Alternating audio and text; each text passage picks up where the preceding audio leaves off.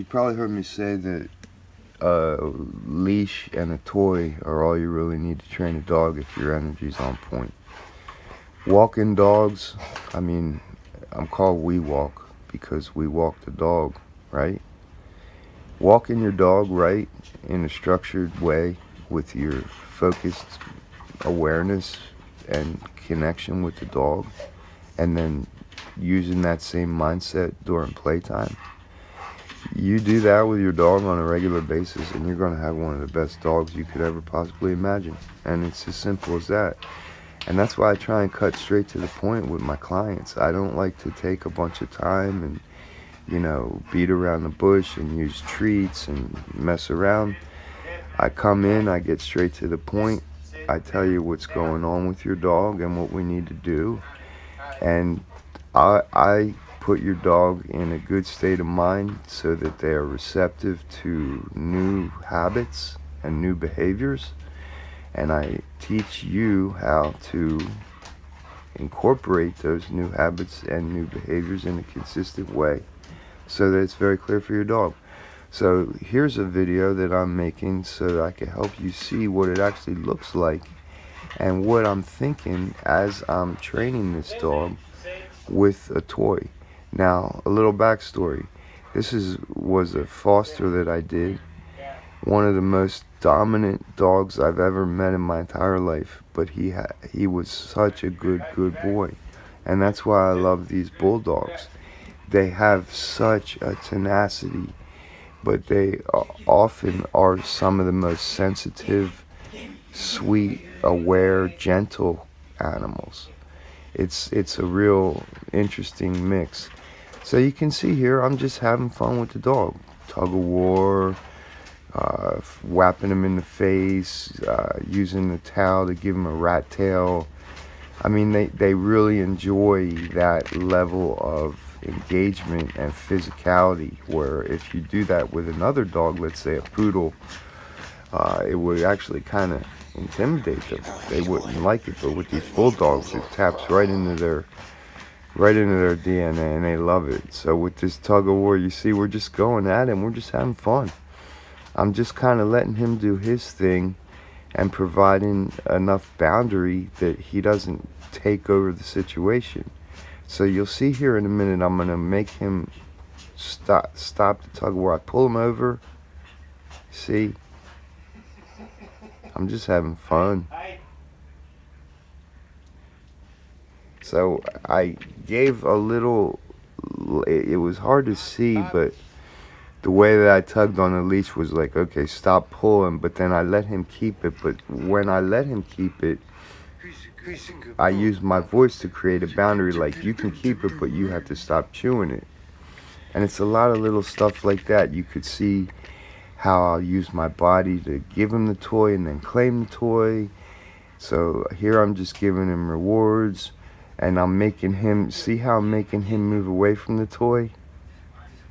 And I just claim the toy, but then I give it right to him, because I'm not trying to make it, a battle of who's the, better in charge.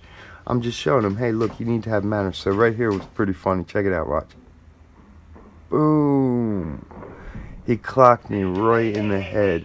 I wish the camera was pointed a little bit higher. But yeah, I had the towel up by my head, and he jumped for it, and he gave me a nice headbutt right in the noggin. And that's part of it, man. That's what you get. And notice how I reacted. And that's why I love these dogs. You bang your head while you're playing, hey, rub some dirt on it, right? And it's just all about moving forward, being practical and logical, and just really just being cool. And when you vibe with your dog that way, dude, this play session lasted 5 minutes, and it was so much communication to this dog, so fun for the dog, and gave him so much boundaries. So here is something that you can do for free. That's a cardboard box that you can get pretty much anywhere. Stores just give them to you. And I'm doing the same thing. He knows it's time to chew that box, but he's not going to chew it until I present it to him. See? Watch. I give him the box and say, get the box. So now he has fun with the box. I'll let him rage on it for a minute, and then I'll create a boundary. I'll say, I just kicked it so he could chase it. I'm letting him romp all around on the box. And once he's right in the middle of it, totally ignoring me, then I'll tell him, hey, get off the box for a second here.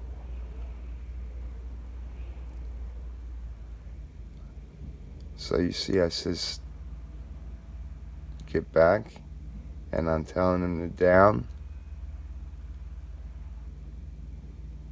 And then I just kick the box and let him romp on it some more.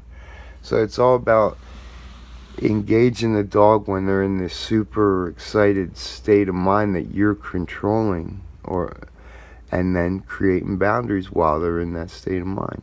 And when you do that, it's like it cuts right to the center, and it connects with the dog, and it sticks, and you get the behavior that you could only dream of, but you do it in an organic way. And I'm letting him tear up the box.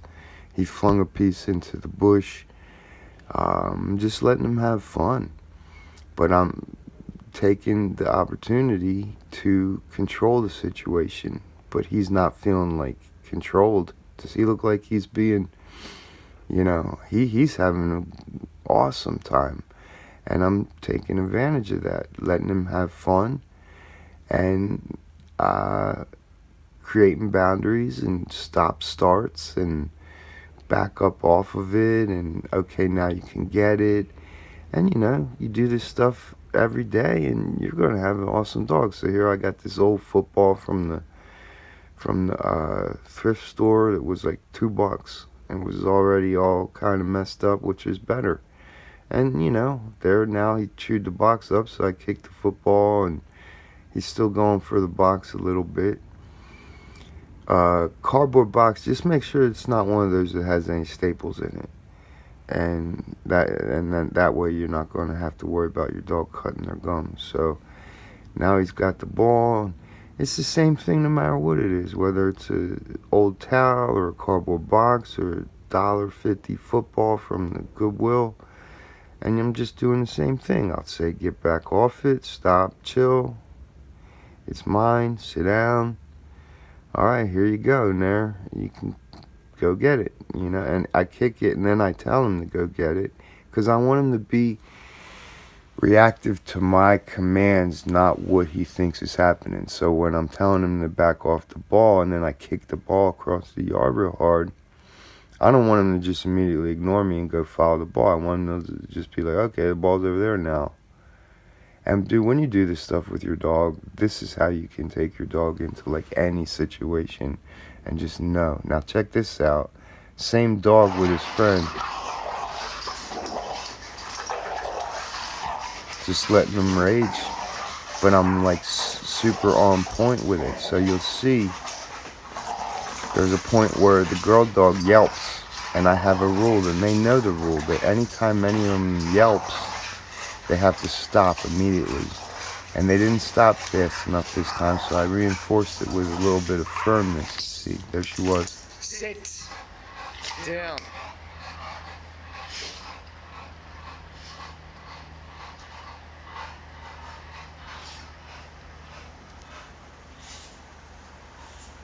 You go drink the water?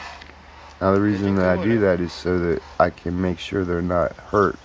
They could easily bang a tooth or get cut by a tooth, and whenever they would have any kind of yelp or squeak, I would just immediately stop. Same thing, only with a beat up old soccer ball from the thrift store. Just, he knows it's time to play.